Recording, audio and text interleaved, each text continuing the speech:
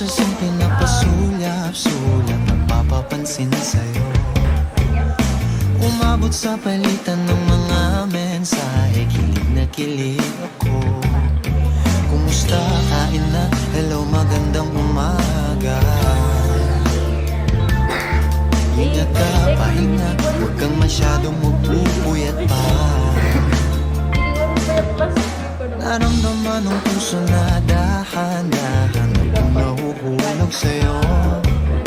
Sa kada araw natin na pag-uusap, meron nang namumuo. Ngunit di ko na alam kung anong patutunguhan. Ang hingin ko lang naman na itong naramdaman.